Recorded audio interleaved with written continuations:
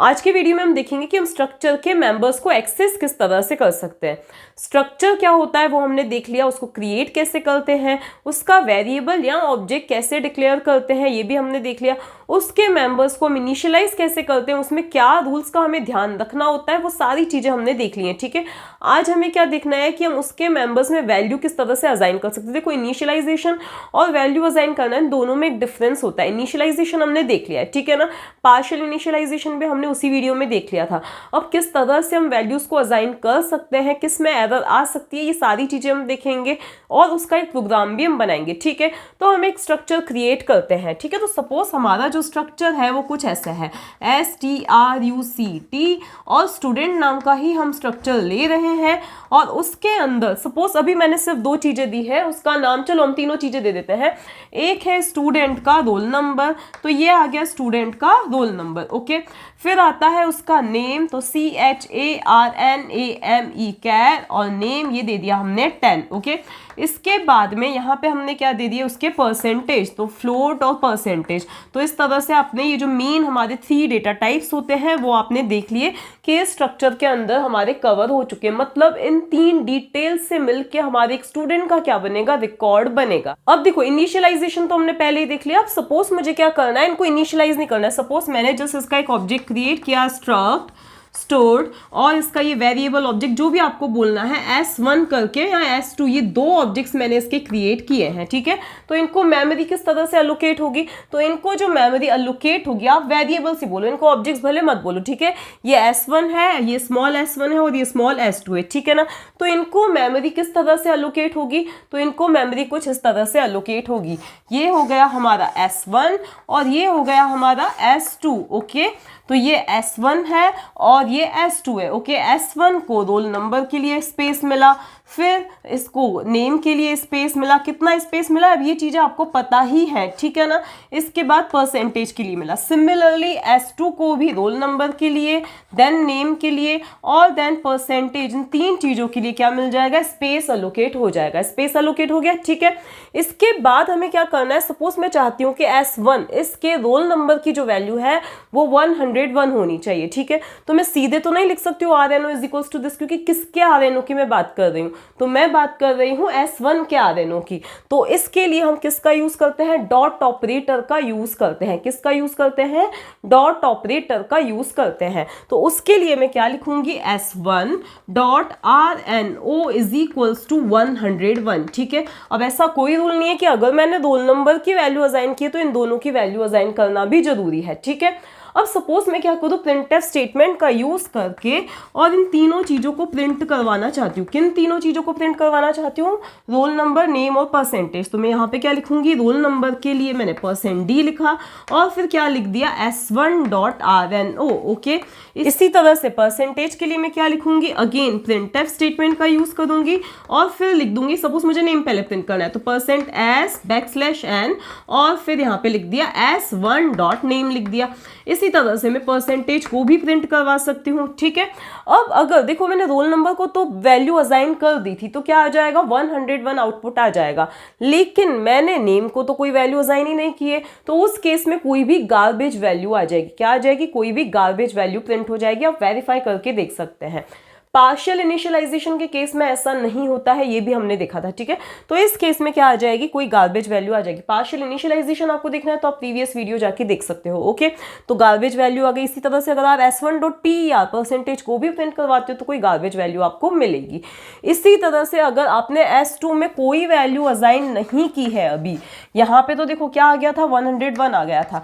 यहाँ पे आपने कोई वैल्यूज असाइन नहीं की है तो इनमें भी क्या है, कोई गार्बेज वैल्यू स्टोर्ड है जो कि अगर आप प्रिंट करना चाहो तो प्रिंट हो जाएगी। ओके, अब देखो अगर मैंने क्या लिखा, सपोज यहाँ पे कहीं पे भी मैंने लिख दिया S1 dot name is equals to, मैंने क्या लिख दिया, हाय हेलो जो भी है ABC लिख दिया। ठीक है, तो मोस्ट ऑफ द कंपाइलर्स में ये यहाँ पर एरर आएगी, क्योंकि आपको भी पता है कि क्या होता है कि अगर हम कोई सी स्ट्रिंग है, ये क्या है, स्ट्रिंग डेटा टाइप है। ठीक है, स्ट्रिंग को हम आइदर इनिशियलाइज कर सकते हैं, कोई प्रॉब्लम नहीं है। इनिशियलाइज मतलब जैसे हमने डिक्लेयर किए वैसे ही इनिशियलाइज कर दें, यहाँ पे तो वैसा पॉसिबल नहीं था।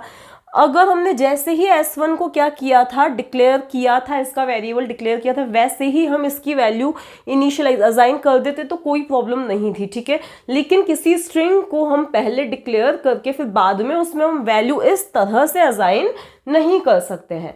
लेकिन फिर भी हमें, क्योंकि देखो ये क्या है, एक वेरिएबल है, तो ऑब्वियसली हम हमेशा इसको इनिशियलाइज तो नहीं करेंगे, बाद में कोई वैल्यू असाइन करना चाहेंगे तो हम कैसे करें, तो उसके दो मेथड्स हैं। एक तो आप किसका यूज करो, स्ट्रिंग कॉपी फंक्शन का यूज करके आप क्या कर सकते हो, इस नेम के अंदर कोई भी वैल्यू कॉपी कर सकते हो, एक तरीका ये है। दूसरा, आप यूजर से वैल्यू पूछ सकते हो, ठीक है। तो पहला मेथड क्या है कि अगर आप इस स्ट्रक्चर के अंदर अगर कोई स्ट्रिंग है उसके अंदर वैल्यू असाइन करना चाहते हो तो उसके लिए या तो आप strcpy स्ट्रिंग कॉपी फंक्शन का यूज करो या तो फिर आप वैल्यू यूजर से लो, ओके। तो अगर हमें स्ट्रिंग कॉपी फंक्शन यूज करना है तो उसके लिए हम क्या लिखेंगे, फंक्शन हम पहले ही पढ़ चुके हैं, उसका लिंक मैं प्रोवाइड कर दूंगी आपको। तो उसके लिए हम पहले क्या लिखेंगे, strcpy लिखेंगे। उसके बाद यहाँ पे क्या आता है, हम जिस स्ट्रिंग में कॉपी करना चाहते हैं वो आएगी। तो हम S1 किसके अंदर कॉपी करना चाहते हैं, नेम के अंदर। किसके नेम के अंदर, S1 के नेम के अंदर। तो यहाँ पे हम क्या लिख देंगे, S1.name लिख देंगे। अब हम क्या कॉपी करना चाहते हैं, तो सपोज मुझे इसके अंदर क्या लिखना है, ABC कॉपी करना है। तो इस तरह से क्या हो जाएगा, ये ABC स्ट्रिंग किसके अंदर कॉपी हो जाएगी, S1 के नेम के अंदर कॉपी हो जाएगी। तो इस तरह से हम स्ट्रिंग को असाइन कर सकते हैं, ओके। यहाँ तो हम यूजर से भी वैल्यू ले सकते हैं इसकी, ओके। यहाँ तक क्लियर है। इसके बाद में अगर आपको सेम काम, यही तीनों चीजें आपको, जैसे रोल नंबर आपने इसमें असाइन कर दिया, ठीक है, इसी तरह से नेम आपने असाइन कर दिया, इसी तरह से परसेंटेज असाइन करना है तो सीधे लिख दो S1.per इज इक्वल्स टू जो भी परसेंटेज आप असाइन करना चाहते हो वो आप असाइन कर सकते हो, ठीक है ना। लेकिन स्ट्रिंग कॉपी फंक्शन यूज करने से पहले आपको string.h नाम की हेडर फाइल को हमारे प्रोग्राम में क्या करना पड़ेगा, इंक्लूड करना पड़ेगा, ठीक है ना। तो अब हम एक प्रोग्राम बनाते हैं जिसमें हम जो पहला वाला जो स्ट्रक्चर वेरिएबल है उसकी वैल्यूज को तो असाइन करेंगे इस तरह से, और दूसरा वाला जो स्ट्रक्चर है उसकी वैल्यूज को हम यूजर से पूछेंगे, ठीक है। तो अब हम प्रोग्राम लिखना स्टार्ट करते हैं।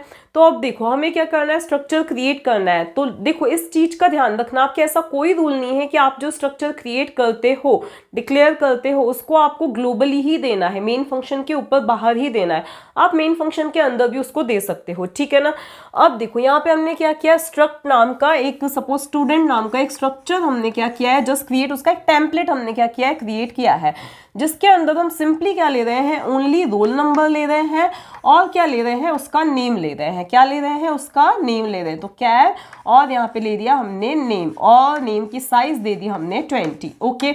इतना कंसेप्ट क्लियर। इसके बाद इसका वेरिएबल हम चलो किसके अंदर क्रिएट करते हैं, मेन फंक्शन के अंदर क्रिएट करते हैं, ओके। तो अब हमने लिया, अब ऊपर आपको ध्यान देना कि आपको हेडर फाइल्स इंक्लूड करनी है और string.h को भी इंक्लूड करना है, ओके। तो अब यहाँ पे हमने क्या लिखना है, इंट मेन। तो ये हमने लिखा इंट मेन, और फिर यहाँ पे हमें वेरिएबल क्रिएट करना है। किसका वेरिएबल क्रिएट करना है, तो इस स्ट्रक्चर का वेरिएबल क्रिएट करना है, डिक्लेयर करना है। तो स्ट्रक्ट, स्टोर्ड और वेरिएबल दो क्रिएट किए हमने, S1 S2। मेमोरी कैसे मिलेगी आपको मैं पहले ही समझा चुकी हूँ, इनको मेमोरी किस तरह से एलोकेट होगी, ओके। अब सपोज मैं क्या करूं कि S1 जो है उसको मैं इस तरह से असाइन कर रही हूं वैल्यू। तो S1.rno will be is equals to 101, ठीक है। और S1.name जो है वो मैं क्या करना पड़ेगा, इस तरह से नहीं लिख सकती हूँ S1.name is equals to whatever जो हमें देना है, ऐसे मैं नहीं दे सकती हूँ, ये क्या हो जाएगी, एरर आएगी, ठीक है ना। तो इस तरह से मैं नहीं दे सकती हूँ। तो मैं क्या करूँ फिर उसके लिए, तो उसके लिए अब हम यहाँ पे क्या लिखेंगे, स्ट्रिंग कॉपी फंक्शन का हम क्या करेंगे, यूज करेंगे strcpy, ठीक है। इसके बाद यहाँ पे हम क्या लिखेंगे, हम S1 के नेम में क्या कॉपी करना चाह रहे हैं, ABC कॉपी करना चाह रहे हैं। तो हमने क्या लिख दिया, ABC लिख दिया, ठीक है ना। इसके बाद हमें क्या करना है, जो दूसरा स्ट्रक्चर वेरिएबल है उसकी वैल्यूज हम यूजर से पूछेंगे, ओके। तो scanf यूज होगा, आप चाहो तो यूजर फ्रेंडली मैसेज भी प्रिंट करवा सकते हो, एंटर नेम फॉर दिस और व्हाटएवर। तो यहाँ पे हमने क्या किया, scanf का यूज किया, स्कैनएफ की हेल्प से यहाँ पे हम क्या लिख दें, सबसे पहले हमें क्या लेना है, रोल नंबर लेना है, तो %d, और फिर यहाँ पे जो भी रोल नंबर यूजर एंटर करे वो हमें किसके एड्रेस पे स्टोर करना है, ध्यान देना। यहाँ पे क्या क्रिएट हुआ है, हमारा स्ट्रक्चर क्रिएट हुआ है S2, ओके, ये है रोल नंबर है, ठीक है। तो ऑब्वियसली इनको मेमोरी एलोकेट हुई है तो इसका कोई ना कोई एड्रेस, यहाँ सिर्फ मैंने रोल नंबर इसका नाम लिखा है। हमें क्या मिली है, 4 बाइट्स मिली है, ठीक है। क्या मिली है, रोल नंबर के लिए 4 बाइट्स मिली है, जिसका नाम क्या है, रोल नंबर है, ओके। इसके बाद में हमें नेम के लिए कितनी बाइट्स मिली है, नेम के लिए हमें 20 बाइट्स मिली है, ठीक है। कितनी बाइट्स मिली है, 20 बाइट्स मिली है। तो 20 बाइट्स किसके लिए मिल गई है, नेम के लिए मिल गई है, ओके। तो ऑब्वियसली इनका कोई ना कोई एड्रेस होगा। हम क्या चाहते हैं, यूजर जो कुछ भी एंटर करे वो इसके एड्रेस पे, मतलब यहाँ पे जाके स्टोर होना चाहिए, S2 के रोल नंबर के। तो यहाँ पे हम क्या लिखेंगे, एड्रेस ऑफ S2.RNO, ओके। इसी तरह से अब हमें क्या करना है, दूसरा हमें क्या करना है, नेम यूजर से पूछना है। तो उसके लिए आप स्कैनएफ की हेल्प से भी पूछ सकते हो, fgetS या getS किसी का भी यूज कर सकते हो। तो चलो मैंने स्कैनएफ की हेल्प से ही पूछ लिया, तो स्कैनएफ %s, और यहाँ पे हम क्या लिखेंगे, एड्रेस ऑफ S2 डॉट क्या लिखेंगे, हम नेम लिखेंगे, ठीक है। तो इस तरह से जो कोई भी नेम यूजर एंटर करेगा वो यहाँ पे जाके क्या हो जाएगा, स्टोर हो जाएगा, ठीक है। इसके बाद अब हमें क्या करना है, इन्हीं चीजों को क्या करना है, प्रिंट करवाना है। तो उनके लिए क्या यूज होगा, प्रिंटफ फंक्शन यूज होगा। तो हम एक काम करते हैं, हम कुछ इस तरह से प्रिंट करवाते हैं। देखो हमें करवाना है roll number of ABC is 101, कुछ इस तरह से प्रिंट करवाना चाहती हूँ मैं, ठीक है। तो उसके लिए हम क्या लिखेंगे, प्रिंटफ का यूज करेंगे। तो यहाँ पे मैंने ओनली PF लिख दिया।